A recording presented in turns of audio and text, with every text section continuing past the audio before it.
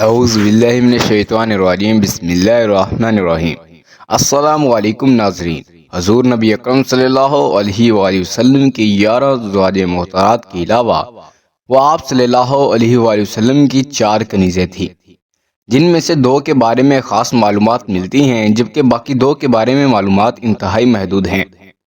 آج کی ویڈیو میں آپ کو حضور نبی اکرم صلی اللہ علیہ وآلہ وسلم کی مقدس کنیزوں کے حوالے سے معلومات فراہم کریں گے۔ نمبر 1، اس سے پہلے کہ ہم ویڈیو کا آغاز کریں، آپ سے گزارش ہے کہ ہمارا یوٹیوب چینل سبسکرائب کر کے اس ویڈیو کو لائک ضرور کر دیجیے گا اور کمنٹ باکس میں اپنی آراء سے آگاہ بھی کر دیجیے گا۔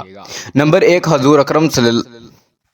1، حضرت ماریہ قبطیہ رضی اللہ تعالی عنہا۔ ناظرین، ہجرت کے 6 سال حضور نبی اکرم صلی اللہ علیہ وسلم نے دنیا بھر کے بڑے بڑے بادشاہوں کے نام خطوط ارسال فرمائے، جن میں کہا گیا کہ اسلام لے آؤ، سلامتی میں رہو گے اور دور اجر کے مستحق قرار دیے جاؤ گے، ورنہ دوسری صورت میں تمہاری قوم کے اسلام قبول نہ کرنے کا گناہ بھی تمہارے اوپر ہوگا۔ اس کے بعد سورۃ آل عمران کی آیات نمبر 64 لکھی گئی اور خطوط کے آخر میں حضور نبی اکرم صلی اللہ علیہ وآلہ وسلم کی مہر مبارک لگا دی گئی۔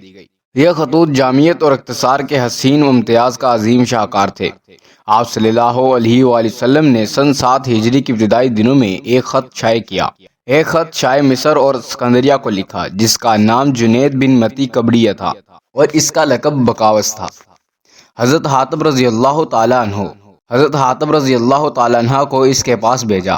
حضور تاجدار ختم نبوت صلی اللہ علیہ وآلہ وسلم کا خط مبارک لے کر حضرت حاتب رضی اللہ تعالی عنہ اس بادشاہ کے دربار میں پہنچے اور متانت کے ساتھ ان کو جا کر کہا، اے بادشاہ، آپ سے پہلے اس ملک میں ایک شخص گزرا ہے جو اپنے آپ کو رب اعلیٰ سمجھتا تھا۔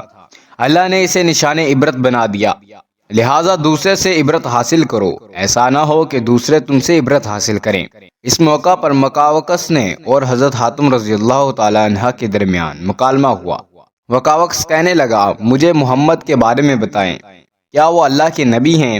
حضرت حاتم رضی اللہ تعالی عنہ نے فرمایا، وہ نبی ہی نہیں بلکہ اللہ کے رسول بھی ہیں۔ وہ مکاوکس کہنے لگا، اگر وہ واقعی اللہ کے رسول ہیں تو پھر کیا وجہ ہے کہ جب ان کی قوم نے انہیں اپنی بستی سے مکہ سے نکالا تو انہوں نے ان کے لیے اللہ کے عذاب کی بدعا نہیں کی؟ حضرت حاتم رضی اللہ تعالی عنہ نے فرمایا، کیا آپ حضرت عیسیٰ علیہ السلام کو اللہ کے رسول مانتے ہیں؟ وہ مکاوکس کہنے لگا، ہاں میں مانتا ہوں۔ پھر حضرت حاتم رضی اللہ تعالی عنہ نے فرمایا، تو پھر اب بتائیے کہ جب ان کی قوم نے انہیں چاروں طرف سے گھیر لیا اور انہیں سولی دینے کا ارادہ کیا اور پھر اللہ نے انہیں آسمان پر اٹھا لیا تو انہوں نے اس وقت یہ بدعا کیوں نہیں کی کہ یا اللہ بنی اسرائیل کو ہلاک کر دے؟ آپ ایک حبیب عقل مند آدمی ہیں اور ایک حکیم و دانا آدمی کی طرف سے آئے ہیں۔ میں محمد رسول اللہ صلی اللہ علیہ وآلہ وسلم کے یہ تحفے آپ کے ساتھ بھیجتا ہوں، اور یہ نگہبانو بزنس انلان بابور نام تھا جو آپ کے علاقے تک ان کی نگہبانی کریں گے۔ اس کے بعد رسول اللہ صلی اللہ علیہ وآلہ وسلم کے خط کا جواب لکھوایا جو اس طرح تھا، محمد بن عبداللہ کے حضور، اما بعد، میں نے آپ کا غرامی نامہ پڑھا اور جو کچھ اس میں تحریر تھا اور جس کی آپ نے دعوت دی، میں نے اسے سمجھ لیا ہے۔ میں جانتا ہوں ایک نبی نے آنا تھا، لیکن میرا خیال ہے اس کا ظہور ملک شام سے ہوگا۔ بہرحال میں نے آپ کے قاصد کی عزت کی ہے۔ میں آپ کی طرف 2 کنیزیں ماریہ اور سرین کو بھیجتا ہوں جو کپ میں عظیم المرتبہ رکھتی ہیں۔ جو کچھ لباس اور تحائف ان کے ساتھ ہیں آپ کی خدمت میں پیش کرتا ہوں، اور خچر بھی آپ کی سواری کے لیے روانہ کر رہا ہوں۔ آپ پر سلامتی ہو۔ خط کے ہمراہ چند تحائف بھی حضور نبی اکرم صلی اللہ علیہ وآلہ وسلم کی خدمت اکثر میں بھیجے گئے، جن میں 2 کنیزیں سیدہ ماریہ قبطیہ رضی اللہ تعالی عنہ اور سیدہ سرین رضی اللہ تعالی عنہ بھی تھیں۔ اس کے علاوہ ایک اونٹ، ایک سفید رنگ کا خچر، ایک نیزہ قمیضی لباس، قمیتی لخت اور 1000 مسقال سونا بھی شامل تھا۔ بعض روایات میں یہ بھی ملتا ہے کہ شاید وہ وقاوس نے ایک معالج ساتھ بھیجا جسے آپ نے یہ کہہ کر واپس بھیج دیا کہ ہم لوگ سخت بھوک کے وقت کھانا نہیں کھاتے اور ابھی بھوک باقی ہوتی ہے، ہم کھانے سے ہاتھ اٹھا لیتے ہیں۔ حضرت حاتم رضی اللہ تعالی عنہ کی کوشش تھی کہ وہ اپنے آقا و مولا حضرت محمد رسول اللہ صلی اللہ علیہ وآلہ وسلم کی امانتیں جلد سے جلد حاضر خدمت ہو کر پہنچا دی، لیکن خواتین کی وجہ سے، ہمراہی کی وجہ سے وہ اس برق رفتاری سے چل نہیں سکتے تھے۔ یہ مختصر سا قافلہ منزل پہ منزل طے کرتا ہوا مدینہ منورہ کے قریب تر ہوتا جا رہا تھا۔ دوران سفر حضرت حاتب رضی اللہ تعالی عنہ ان کے سامنے اسلام کی حقانیت بیان کرتے اور حضور نبی اکرم صلی اللہ علیہ وآلہ وسلم کے بارے میں بتاتے تھے۔ بالخصوص دونوں خواتین بڑے غور سے باتیں سنتی۔ اگر کسی مقام پر کوئی بات سمجھنے میں دشواری محسوس کرتی تو استغفار کر لیتی۔ وہ سمجھ گئی تھیں کہ دین اسلام ہی وہ دین ہے جو حق ہے اور اللہ تعالیٰ کا پسندیدہ ہے۔ ناظرین، آخرکار کئی دنوں کے بعد طویل سفر مسافت کے بعد چھوٹا سا قافلہ حدود مدینہ منورہ میں داخل ہوا۔ حضرت حاتب رضی اللہ تعالی عنہ سیدھے حضرت امام سلیم رضی اللہ تعالی عنہ کے ہاں تشریف لے گئے۔ موجود خواتین کو وہاں ٹھہرانے کے بعد آپ صلی اللہ علیہ وسلم کی بارگاہ رسالت مآب صلی اللہ علیہ وسلم کی حاضر ہوئے۔ اپنے محبوب نبی اکرم صلی اللہ علیہ وآلہ وسلم کے قریب پہنچ کر نہایت ادب و محبت سے سلام عقیدت عرض کیا اور شاہ وقوقس کا خط نکال کر پیش خدمت کیا۔ آپ نے وقوقس کے خط کی طرف دیکھا اور اسے کھولے بغیر ہی بتا دیا کہ اس میں کیا لکھا ہے۔ حضور اکرم صلی اللہ علیہ وسلم نے سیدہ ماریہ قبطیہ رضی اللہ تعالی عنہ کو اپنی کنیز بنایا اور شروع سے ہی پردہ کروایا۔ پھر وقوقس نے جو لکھا تھا، میں آپ کی خدمت میں 2 لڑکیاں بھیجوا رہا ہوں جنہیں طبی قوم کی بڑی درجہ حاصل ہے۔ گویا اس نے آپ کی تکریم کے اظہار کے طور پر انتہائی اعلیٰ خاندان کی لڑکیوں کا انتخاب کر کے بھجوایا تھا، نہ کہ کوئی غلاموں کی مارکیٹ سے خرید کر۔ سیدہ ماریہ قبطیہ رضی اللہ تعالی عنہ کو سیدہ عائشہ صدیقہ رضی اللہ تعالی عنہ کے پڑوس میں حضرت ساریہ بن نعمان رضی اللہ تعالی عنہ کے مکان میں ٹھہرایا گیا۔ اگرچہ ماریہ قبطیہ رضی اللہ تعالی عنہ کنیز تھیں، لیکن اس کے باوجود آپ دیگر ازواج محترات کی طرح پردہ میں رہنے کا حکم دیا گیا تھا۔ اس وقت ان کی عمر مبارک 20 سال تھی۔ کچھ عرصے بعد سیدہ ماریہ قبطیہ رضی اللہ تعالی عنہ کے ہاں بیٹے کی پیدائش ہوئی۔ آپ کی دیکھ بھال کے لیے حضرت ابو رافع رضی اللہ تعالی عنہ کی اہلیہ حضرت سلمہ رضی اللہ تعالی عنہ گائے بگا تشریف لائی۔ سیدہ ماریہ قبطیہ رضی اللہ تعالی عنہ ایک بچے کی ماں بن گئی۔ کنیز جب بچے کی ماں بنی تو حضرت سلمہ رضی اللہ تعالی عنہ اپنے خاوند کے بچے کی خوشخبری دینے کے لیے حضور نبی اکرم صلی اللہ علیہ وآلہ وسلم کے پاس بھیجا۔ اللہ رب العزت نے حضرت جبرائیل علیہ السلام کو آپ کے پاس پہلے ہی خوشخبری سنانے کے لیے بھیج دیا تھا۔ جب حضرت رافعہ تشریف لائے تو حضور اکرم صلی اللہ علیہ وآلہ وسلم نے ارشاد فرمایا، رافعہ بیٹے کی ولادت کی خبر دینے آئے ہو؟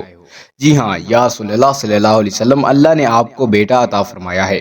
آپ صلی اللہ علیہ وآلہ وسلم بہت خوش ہوئے اور اپنے بیٹے کا نام اپنے جد امجد حضرت ابراہیم علیہ السلام کے نام پر ابراہیم رکھا۔ سیدہ ماریہ قبطیہ رضی اللہ تعالی عنہ کے ہاں بیٹے کی پیدائش خبر آنے کے بعد مدینہ منورہ کی گلی کوچوں میں پھیل گئی، اور جب تمام ازواج مطہرات کو پتہ چلا تو ان کے اندر جذبہ رشک کی جگہ بنا لی۔ وہ جانتی تھیں کہ اب حضرت ماریہ قبطیہ رضی اللہ تعالی عنہ کی قدر و منزلت ان کے آقا و مولا صلی اللہ علیہ وآلہ وسلم کی نظروں میں اور بھی بہت بڑھ جائے گی۔ 7ویں روز حضرت ابراہیم علیہ السلام کا عقیقہ کیا گیا۔ 2 مینڈے ذبح کیے گئے، ان کا سر منڈوایا گیا اور سر کے بالوں کے برابر چاندی تول کر صدقہ دی گئی اور بالوں کو زمین میں دفنا دیا۔ حضرت ابراہیم علیہ السلام کی عمر مبارک 1 سال سے قدر زیادہ ہوئی تو ان میں اپنے والد محبوب کبریا صلی اللہ علیہ وسلم کی مشابہت کے آثار نمودار ہونے لگے۔ آپ اپنے بیٹے سے بڑی شفقت سے پیش آتے تھے۔ ایک روز حضرت ابراہیم رضی اللہ تعالی عنہ کی حالت سے اندازہ لگ گیا کہ اس جہان رنگوں کو پوچھنے کی رخصتی کا وقت قریب آ گیا ہے۔ نبی اکرم صلی اللہ علیہ وآلہ وسلم کو اطلاع دی گئی۔ آپ حضرت عبد الرحمن بن عوف رضی اللہ تعالی عنہ کے ساتھ نخلستان میں داخل ہوئے تو دیکھا حضرت ابراہیم علیہ السلام اپنی والدہ کی گود میں دم توڑ رہا تھا۔ اپنے بیٹے کو اپنی آغوش میں لے لیا، غم کے اثار آپ کے چہرے و انوار پر نمایاں تھے، اور پھر وصال فرما لیا۔ سیدہ ماریہ قبطیہ رضی اللہ تعالی عنہ پر بیٹے کی موت کا غم پہاڑ بن کر ٹوٹا تھا، لیکن اپنے محبوب سے تا قیامت تک ان کے لیے بچھڑنے کا تصور انہیں کبھی خواب میں بھی نہیں تھا، لہٰذا یہ داغ جدائی ان کے لیے بے حد غراب ناقابل برداشت تھا۔ اپنے محبوب کے ساتھ 4 سال رفاقت کا زمانہ یوں لگتا تھا جیسے 4 سانسوں میں ہی بیت گیا ہو۔ ہر وقت آپ کی یادوں میں گمسم رہتی تھیں۔ آپ ان کا زیادہ تر وقت یاد الہی میں بسر رہتا۔ 16 ہجری کا پہلا مہینہ آیا تو سیدہ ماریہ قبطیہ رضی اللہ تعالی عنہ کا وصال ہو گیا۔ ان کی بہن سیدہ سرین رضی اللہ تعالی عنہ آپ کے پاس موجود تھیں۔ حضرت عبد الرحمن بن حسان بن ثابت رضی اللہ تعالی عنہ کریم کھڑے تھے۔ آپ اپنی خالہ کی طرف دیکھ رہے تھے۔ سیدہ ماریہ قبطیہ رضی اللہ تعالی عنہ نے اپنے بھانجے کی طرف بڑی محبت سے دیکھا، جس کے پس منظر میں وہ اپنے بیٹے ابراہیم رضی اللہ تعالی عنہ کو دیکھ رہی تھی۔ آپ نے ان کے سر پر ہاتھ پھیرا اور اپنی پیاری بہن کی طرف ایسی نگاہوں سے دیکھا کہ وہ تڑپ اٹھی اور پھر آخری ایک سانس لے کر ہمیشہ کے لیے خاموش ہو گئی۔ اس وقت ان کی عمر مبارک 29 سال تھی۔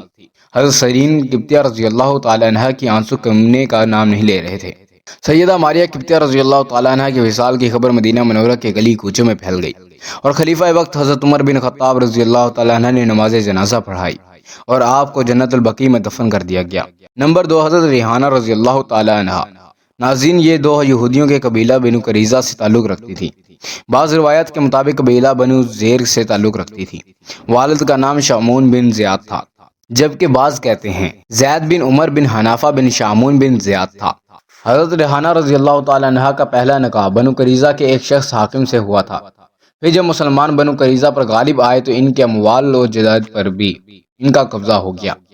مال غنیمت کے علاوہ بنو قریظہ کے بہت سے لوگ بھی قیدیوں کی حیثیت سے مسلمان کے قبضے میں آئے، جن میں حضرت ریحانہ رضی اللہ تعالیٰ عنہ بھی شامل تھی۔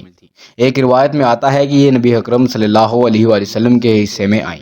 آپ صلی اللہ علیہ وسلم کو ان کا اختیار دیا گیا کہ اگر وہ چاہیں تو اسلام قبول کر لیں، مگر انہوں نے کچھ دن تک اسلام قبول نہیں کیا، جس سے حضور نبی اکرم صلی اللہ علیہ وسلم کو ذہنی کوفت ہوئی، کیونکہ حضور نبی اکرم صلی اللہ علیہ وسلم حضرت ریحانہ رضی اللہ تعالیٰ عنہ کے اسلام کے خواہاں تھے۔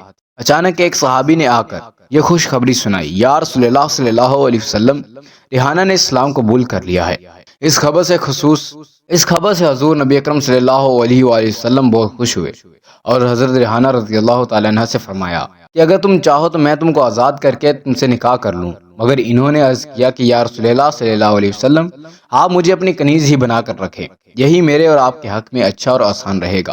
حضور اکرم صلی اللہ علیہ وسلم نے انہیں بطور ملک یمن اپنے پاس رکھا اور نکاح نہیں فرمایا، مگر ایک دوسری روایت میں جو حافظ بن حجر اور ابن سعد نے لکھی ہے، حضور نبی اکرم صلی اللہ علیہ وسلم نے حضرت ریحانہ رضی اللہ تعالیٰ عنہ کو آزاد کر کے ان سے نکاح کر لیا تھا۔ ان پر بھی آیات پردہ کا انتظام فرمایا اور وہ باقاعدہ حرم نبوی میں داخل ہو۔ البتہ دیگر مورخین اور ابان سیری کہتے ہیں کہ حضرت ریحانہ رضی اللہ تعالیٰ عنہ کی حیثیت کنیز کی تھی۔ ناظرین، حضرت ریحانہ رضی اللہ تعالیٰ عنہ سن 10 ہجری میں ہے، جبکہ حضور اکرم صلی اللہ علیہ وسلم حجۃ الوداع سے واپسی تشریف لائے وفات پا گئے۔ آپ کی جنت البقیع میں دفن کیا گیا۔ آپ کو جنت البقیع میں دفن کیا گیا۔ نمبر 3، حضرت نفیسہ رضی اللہ تعالیٰ عنہ۔ مزید ایسی ویڈیوز دیکھنے کے لیے ہمارا یوٹیوب چینل سبسکرائب کر لیں تاکہ مزید ایسی ویڈیوز کا نوٹیفیکیشن آپ تک بر وقت پہنچتا رہے۔ خدا حافظ۔